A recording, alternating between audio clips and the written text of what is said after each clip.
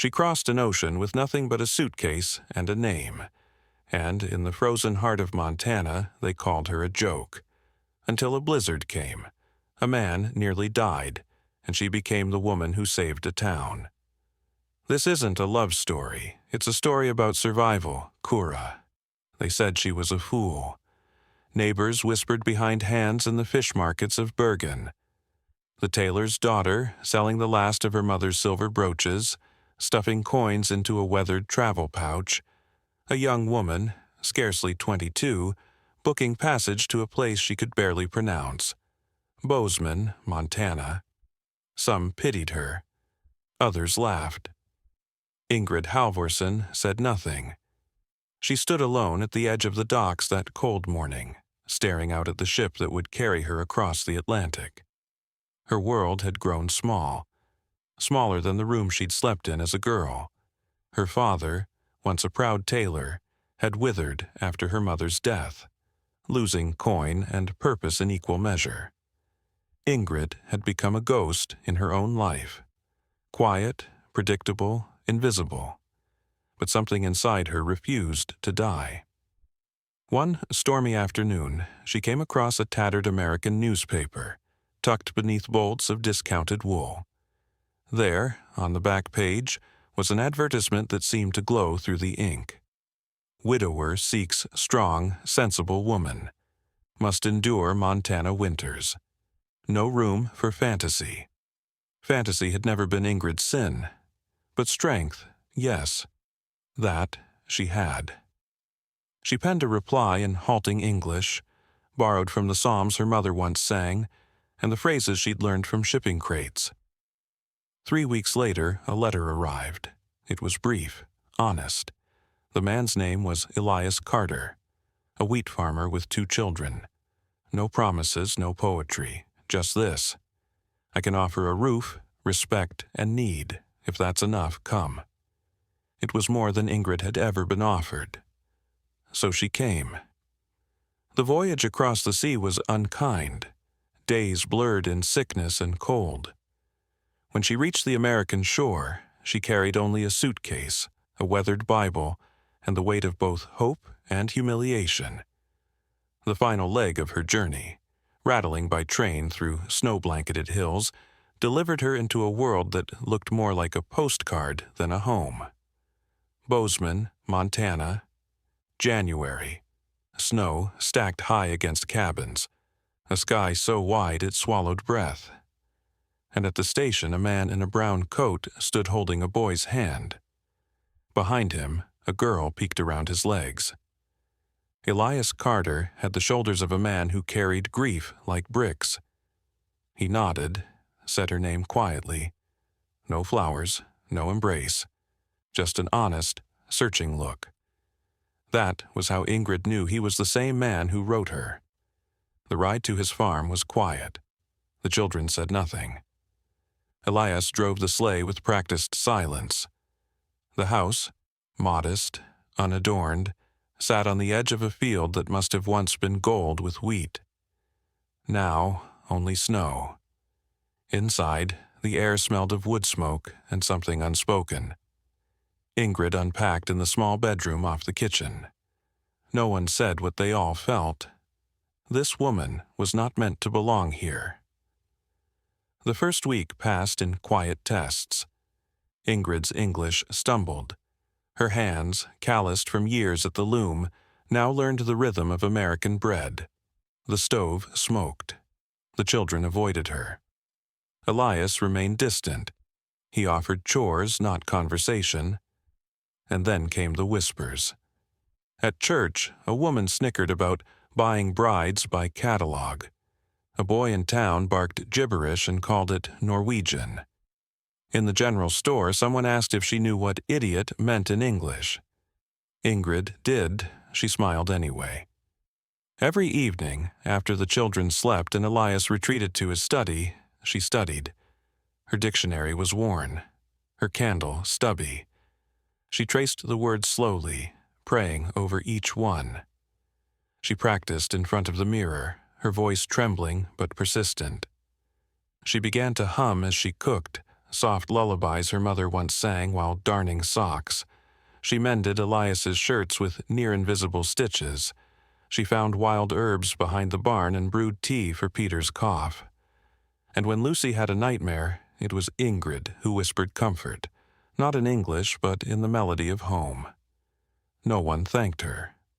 Still, she waited, not for praise but for purpose. Then, one evening, she heard Elias playing a tune on an old harmonica, something slow, sad, and unfinished. She sat by the door, listening. When he stopped, she said softly, "My father. He played that. In Bergen." Elias turned.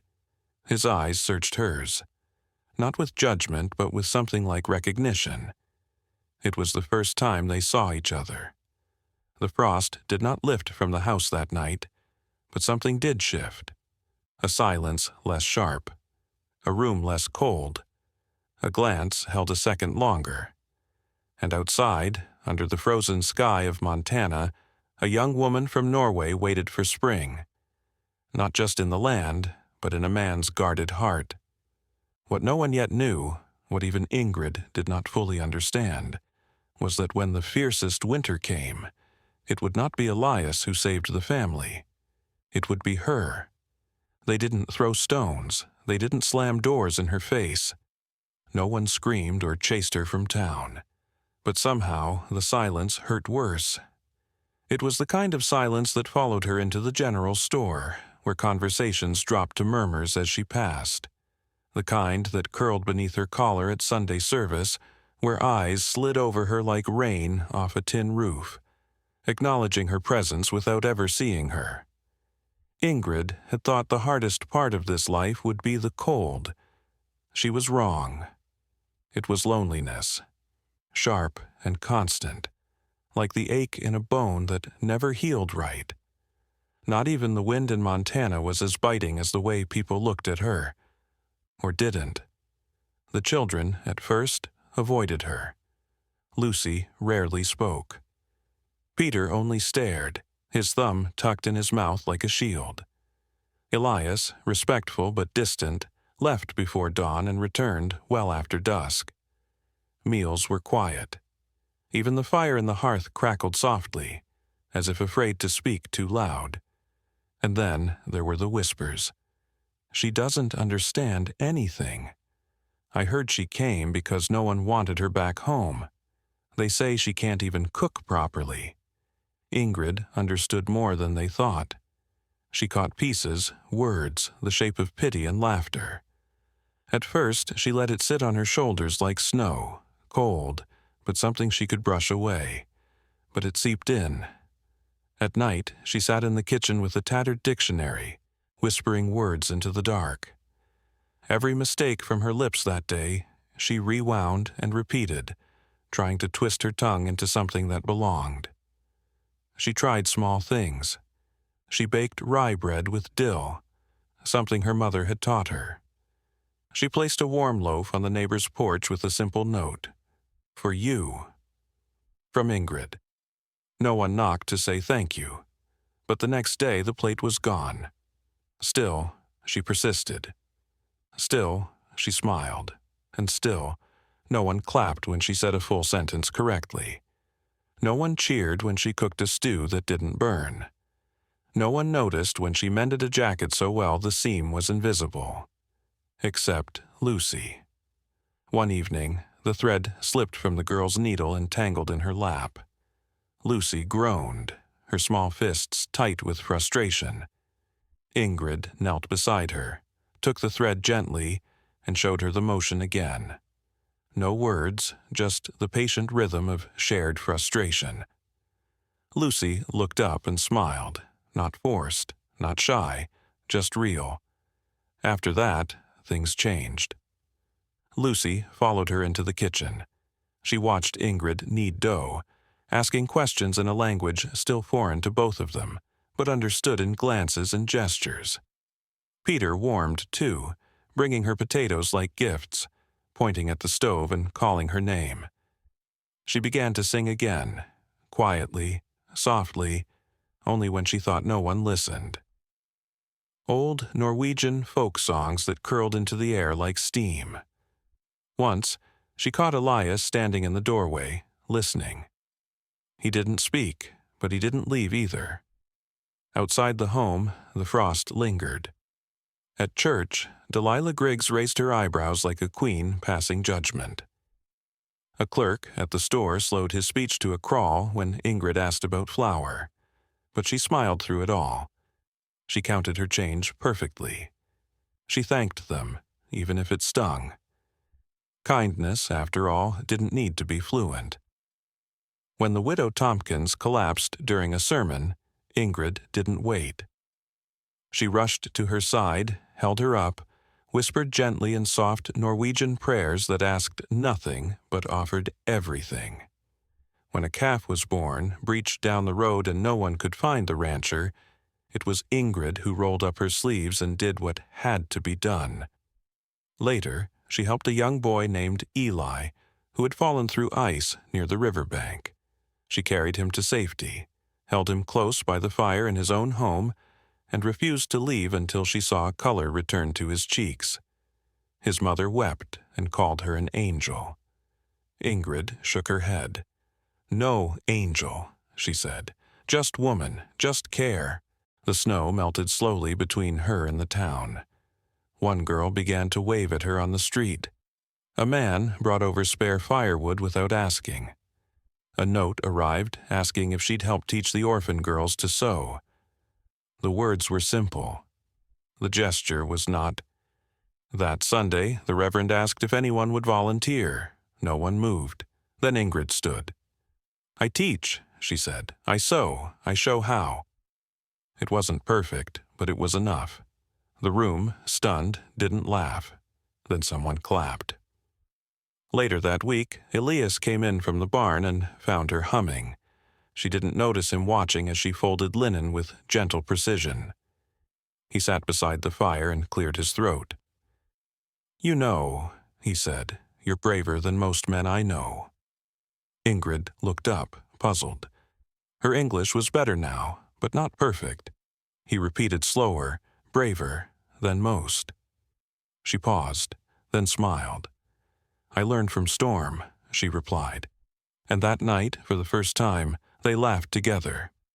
It wasn't grand, it wasn't loud, but it was warm, and it was real. And that, for Ingrid, was everything. It started with a silence too deep, too complete. A hush fell over the valley like a warning, whispered from the heavens. Birds vanished.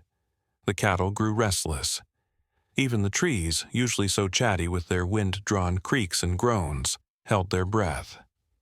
By late afternoon, the sky turned an unnatural shade of pewter, as if the sun had fled to warmer lands and left Montana to its fate. Then, with no more ceremony than a slap to the face, the blizzard came. Not snow. A wall of white fury, not wind. A roar that tore shingles from roofs and screamed down chimneys. It was the kind of storm that turned directions into lies and memories into luxuries. The kind of storm people didn't survive. Elias had gone to check the livestock just before the worst of it struck. He was only meant to be gone a few minutes, but the minutes passed. Then an hour. Then 2. Ingrid knew something was wrong long before the children began to cry. Peter whimpered under the table, his small hands over his ears as the wind howled like a beast enraged. Lucy sat motionless by the hearth, her eyes wide and locked on the door. Ingrid moved quickly, silently. She banked the fire, reinforced the shutters, wrapped the children in blankets and boiled snow for water. Then she pulled on every layer she owned, wrapped a scarf around her mouth, and lit the only lantern they had left. She did not wait for help. She did not pray for rescue. She stepped into the white. Outdoors, the world vanished. There was no sky, no ground, only the endless swirl of snow that clawed at her face and stole her breath. She screamed Elias's name until her throat cracked. She fell more than once, crawling, groping her way toward the barn, toward the fields, toward the frozen creek where she guessed he might have gone. Time no longer meant anything. Her fingers burned, then numbed. Her legs moved out of habit, not strength. And then she saw it. A dark shape, half covered in snow, twisted unnaturally beside a downed tree. She dropped to her knees. "Elias!" He groaned. One leg was bent badly. His face was gray-blue, but he was alive. Ingrid did not cry. There was no time. She tore off her outer coat and wrapped it around his chest. She pressed her body to his to share heat. She slapped his cheeks, whispering in Norwegian and English and whatever language the desperate know. And then, inch by inch, she pulled him home. Her shoulders screamed. Her fingers bled. More than once she collapsed beside him, panting into the snow. She would not leave him. Not to this. Not after all they'd fought through just to begin. She screamed again, one long, primal note that rose above the storm. And someone heard. Two neighbors, braving the storm to check their own property, spotted the movement. With ropes and sleds, they helped her drag Elias back to the farmhouse. Ingrid took over from there. She boiled snow, cleaned the wound, splinted the leg, kept the children calm, and fed Elias spoonfuls of warm broth even when her own lips trembled from exhaustion. She did not sleep. By dawn, the wind had stilled. The sun, pale and uncertain, peeked over the horizon. Trees stood covered in white. Fences were buried. The valley was hushed again, but not with dread, with awe. Inside the Carter house, Elias opened his eyes. His first word was her name. She knelt beside him, brushing hair from his face, and he whispered, "Thank you, my Ingrid." Lucy burst into tears and hugged her. Peter climbed into her lap without a word. The house, though still shadowed in frost, felt warmer than it ever had. In the days that followed, word of what Ingrid had done spread like the wind itself. The story was retold at the store, at the church, in quiet kitchens and loud saloons. She wasn't the foreigner anymore. She was the woman who had faced down a Montana blizzard and brought her husband home alive. And something in Elias changed too. No longer did he keep to himself, nodding quietly from behind a wall of grief. Now he watched her with wonder, spoke to her gently, asked about Bergen, about her mother, her favorite food, the songs she hummed, and every time he looked at her, it was with the eyes of a man who had nearly died and realized who had saved not just his life, but his soul. Ingrid never mentioned the storm again. She didn't need to. It lived in the hush that now filled their home. Not the silence of strangers, but the comfort of family. And in the glances exchanged over stew and sewing, over bedtime stories and mended fences, a new season began.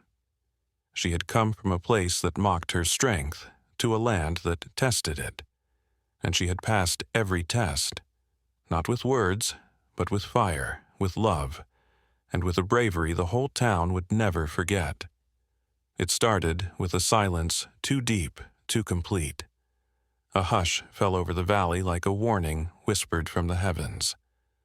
Birds vanished. The cattle grew restless. Even the trees, usually so chatty with their wind-drawn creaks and groans, held their breath. By late afternoon, the sky turned an unnatural shade of pewter, as if the sun had fled to warmer lands and left Montana to its fate. Then, with no more ceremony than a slap to the face, the blizzard came. Not snow. A wall of white fury, not wind. A roar that tore shingles from roofs and screamed down chimneys. It was the kind of storm that turned directions into lies and memories into luxuries. The kind of storm people didn't survive. Elias had gone to check the livestock just before the worst of it struck.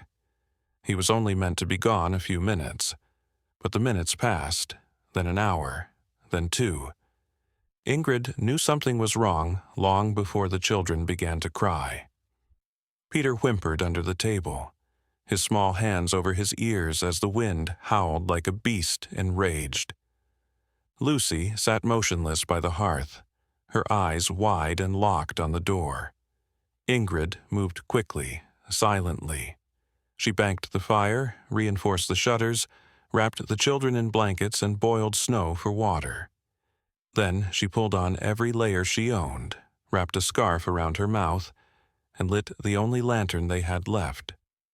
She did not wait for help. She did not pray for rescue.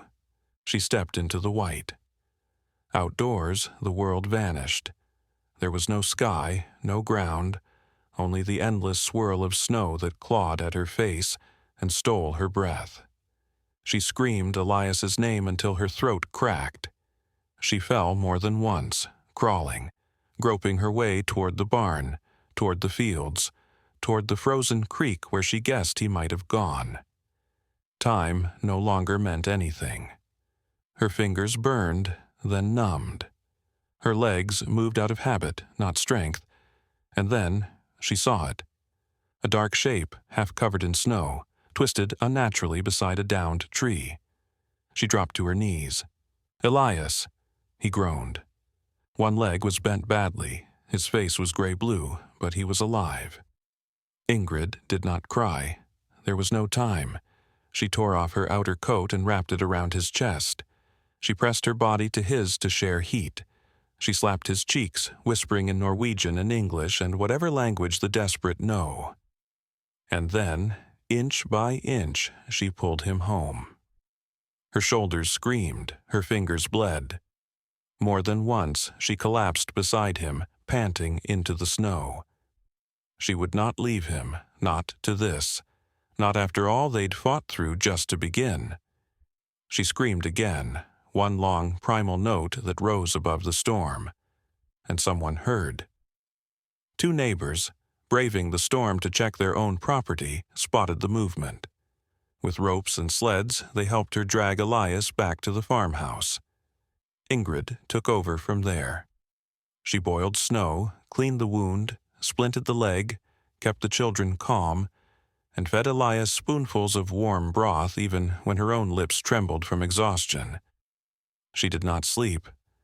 By dawn, the wind had stilled. The sun, pale and uncertain, peeked over the horizon. Trees stood covered in white. Fences were buried. The valley was hushed again, but not with dread, with awe. Inside the Carter house, Elias opened his eyes. His first word was her name. She knelt beside him, brushing hair from his face, and he whispered, "Thank you, my Ingrid." Lucy burst into tears and hugged her. Peter climbed into her lap without a word. The house, though still shadowed in frost, felt warmer than it ever had. In the days that followed, word of what Ingrid had done spread like the wind itself. The story was retold at the store, at the church, in quiet kitchens and loud saloons. She wasn't the foreigner anymore. She was the woman who had faced down a Montana blizzard and brought her husband home alive. And something in Elias changed too. No longer did he keep to himself, nodding quietly from behind a wall of grief. Now he watched her with wonder, spoke to her gently, asked about Bergen, about her mother, her favorite food, the songs she hummed, and every time he looked at her, it was with the eyes of a man who had nearly died, and realized who had saved not just his life, but his soul. Ingrid never mentioned the storm again. She didn't need to. It lived in the hush that now filled their home. Not the silence of strangers, but the comfort of family. And in the glances exchanged over stew and sewing, over bedtime stories and mended fences, a new season began. She had come from a place that mocked her strength, to a land that tested it, and she had passed every test. Not with words, but with fire, with love, and with a bravery the whole town would never forget. They used to lower their voices when she passed. Now, they crossed streets just to greet her. Once the outsider, Ingrid had become the one everyone looked to, not with suspicion but with gratitude, even reverence. The blizzard had done more than rattle shutters and bury fences. It had blown away doubt. The morning after Elias stood again on his own 2 feet, a knock came at the door. It was Mrs. Winthrop, wrapped in her fox-trimmed coat, cheeks flushed from the cold. She handed Ingrid a bundle of yarn and asked, almost shyly, if she might teach the churchwomen how to knit with such fine Norwegian precision. Ingrid didn't hesitate. "Of course," she said, her accent still thick but her words clear. "We make together." From that moment, she no longer moved through Bozeman as a ghost. Her days filled with visitors, young girls wanting to learn to bake, older women seeking help mending hems, widowers offering to trade firewood for soup. She had not asked to become part of the town's rhythm.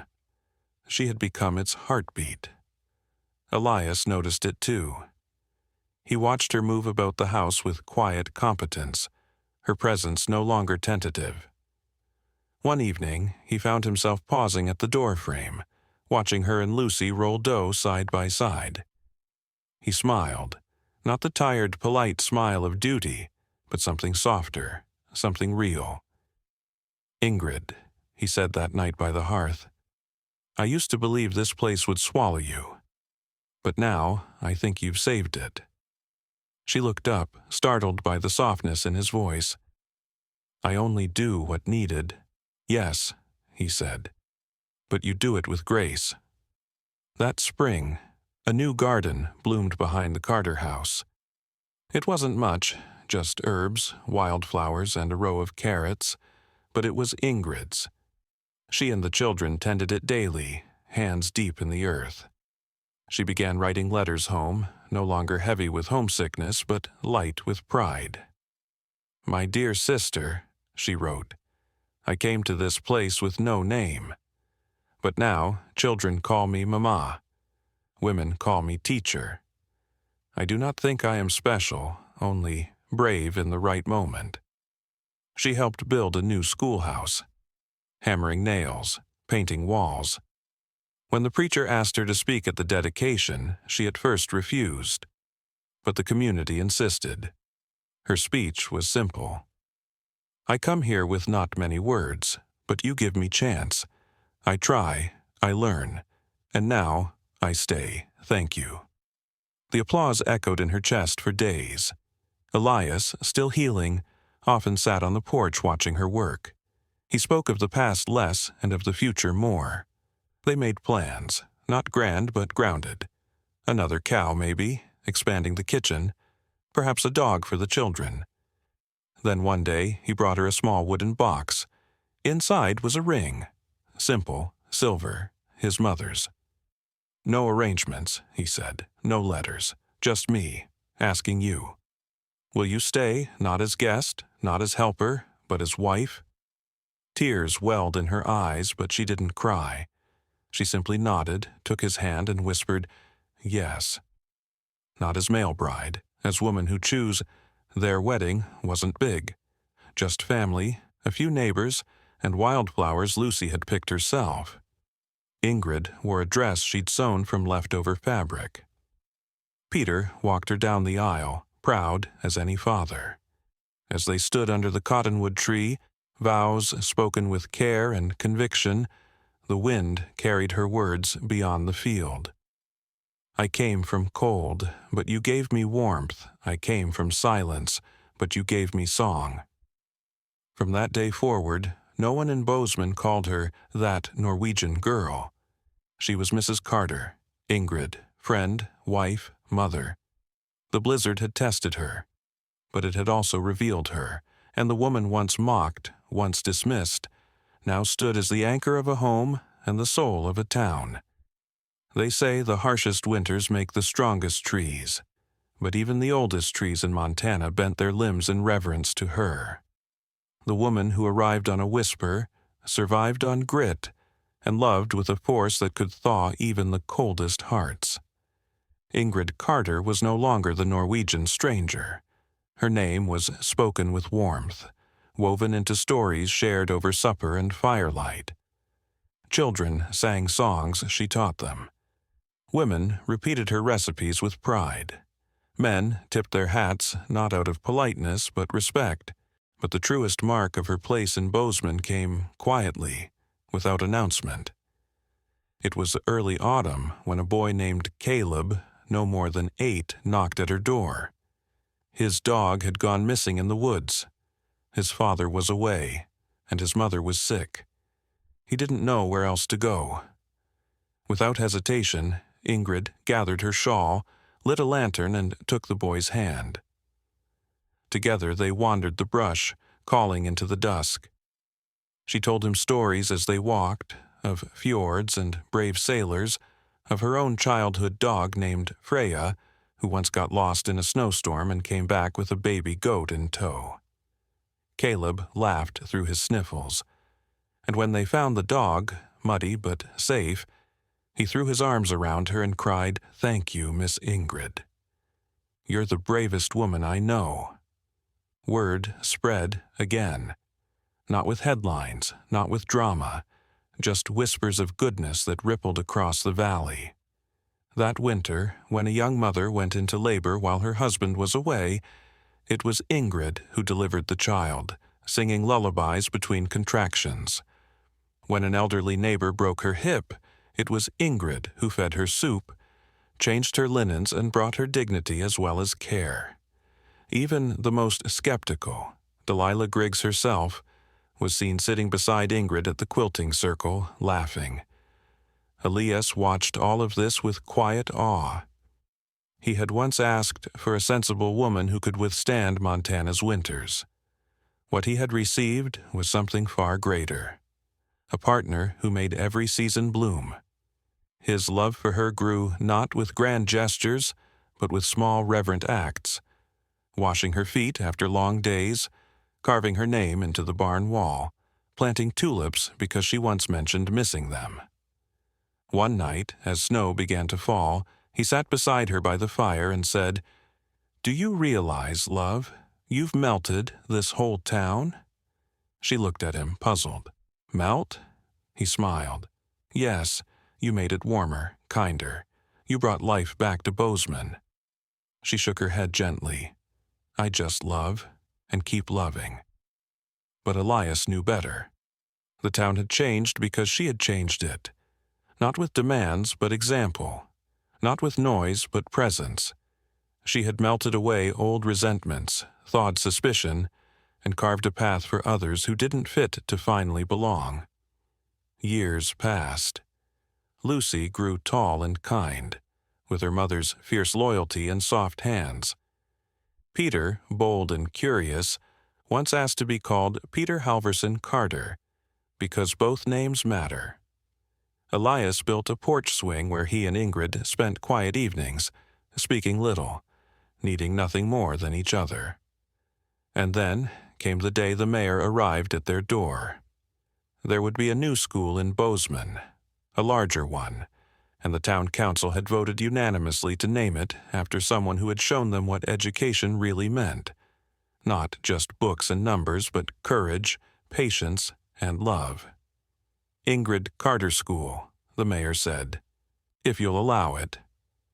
She was quiet a long time before answering. "I am not scholar. I am not teacher." The mayor shook his head. "You've taught this town more than any of us ever could." The ceremony was held in spring. The air smelled of lilacs. As Ingrid stood beside Elias, hand in hand, children released paper birds into the sky. She wore her best dress, simple linen, hand-stitched, her hair braided like her mother's had once done. And when the crowd applauded, it wasn't for heroism in a blizzard or stories of survival. It was for her, the woman who had melted Montana. That evening, as stars blinked over the prairie and the house settled into sleep, Elias whispered, "You know, if I had written 1,000 letters, I still wouldn't have dreamed up someone like you."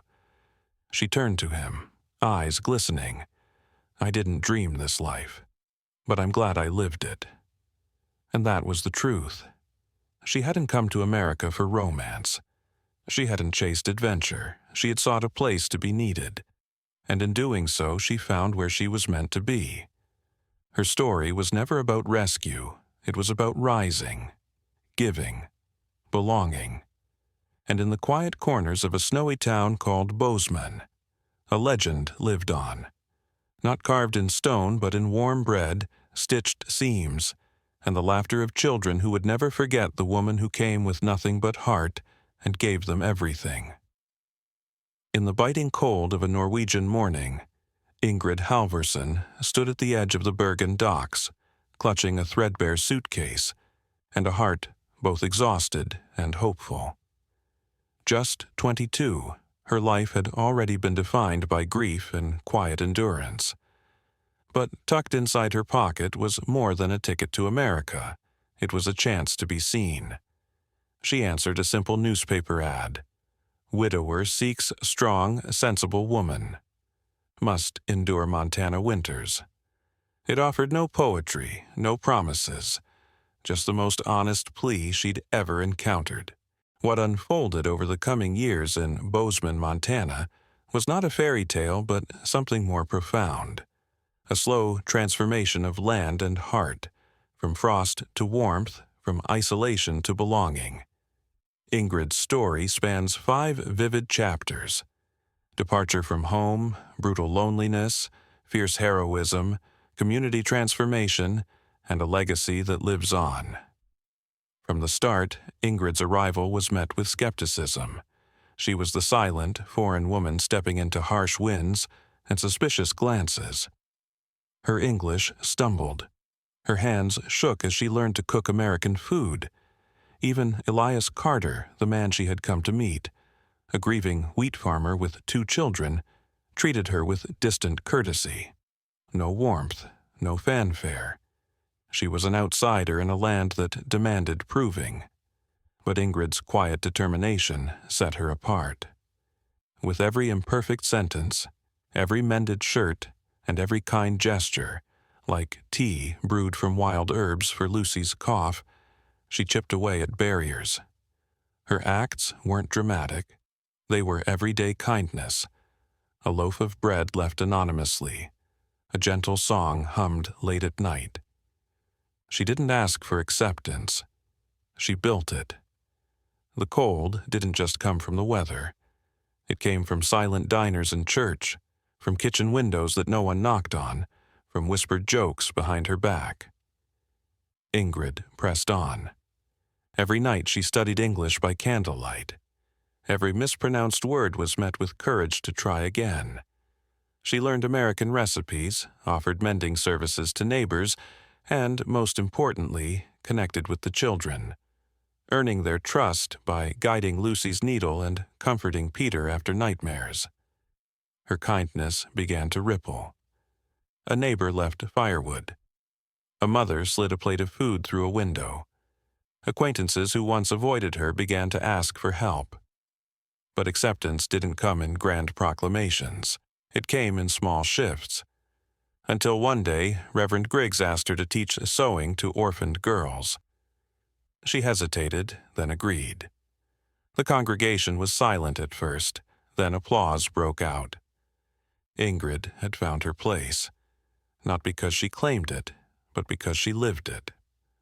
When a fierce blizzard swept through the valley and Elias went missing checking livestock, no one expected rescue.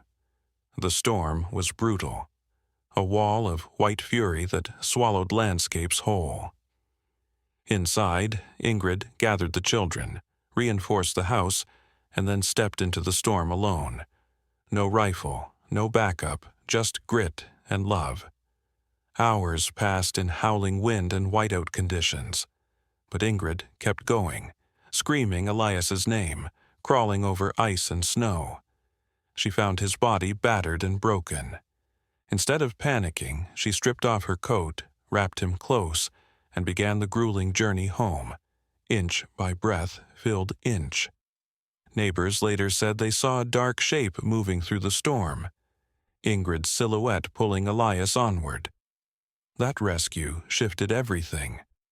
The town that once saw her as a stranger now told stories of her courage. Elias woke up to her face and the tears of their children. His first words were her name, and suddenly the farmhouse felt warmer, not just from fire, but from love. With Elias safe, Ingrid didn't rest. She became a pillar in her community. She knit with Mrs. Winthrop, she taught sewing at church, she helped deliver a newborn baby, she brought soup to an injured neighbor. She didn't seek praise. She simply showed up again and again. Her reputation grew, not for a single heroic act, but for steady, everyday care. She built a flower and herb garden with her children, sewed her own wedding dress, and quietly shaped friendships with people who once crossed the street to avoid her. Even Elias began to see her true worth. No longer a simple mail-order bride, but a partner who dreamed with him, who believed in the place they built together. Years later, the town of Bozeman chose her name for a new school. Not because she was perfect, but because she embodied what Bozeman needed: patience, kindness, courage, love. They lined the new building with her memory. Her days became full of family dinners, garden laughter, and quiet moments on the porch with Elias, talking of food and memories and pancakes with Peter's childhood jokes. The children, once wary strangers, now carried her name with pride. Peter Halvorsen Carter, Lucy Carter. Naming herself Ingrid Halvorsen Carter meant she belonged. Ingrid's journey offers powerful lessons we can use in our own lives. Small acts matter. You don't need grand gestures to bring change. Kindness in daily life, like offering comfort, fixing something broken, or learning someone's name, can change the world around you. Effort over perfection. Ingrid stumbled through English, surveys, and sewing, but she kept trying. Growth comes from persistence, not perfection. Don't be afraid to start clumsy. It's better than staying silent or invisible. Bravery takes many forms. It's not only in dramatic rescues. True courage can be quiet bravery, stepping outside your comfort zone, speaking up, or simply venturing into a storm of doubt with someone you love. Belonging is built over time. Ingrid didn't demand acceptance. She earned it, stroke by stitch, word by word. Real belonging is a two-way street. It requires showing up consistently, even when you don't feel seen. Your life can change a community. Ingrid came as a stranger, but left as a heart. Your actions, no matter how small, have ripple effects on your neighbors, your children, your friends. Legacy isn't about fame, it's about impact. Keep the legend burning. If Ingrid's story stirred something in you, if it reminded you that small kindness, steady courage, and quiet love can heal hearts and shape towns, then it's a reminder of what Wild West Legends truly celebrates. Subscribe to Wild West Legends to keep discovering stories of overlooked heroes, people who rise in silence, and those who shape history not with noise, but with heart. Your subscription, like Ingrid's gentle heroism, keeps this channel alive. It gives us motivation to dig deeper, unearth more stories, and share legends shaped by humility, love, and gritty courage. Because in every corner of history, and in our own lives, every story is a legend. Click subscribe. Be part of the journey. And remember, sometimes the quietest strength makes the strongest impact.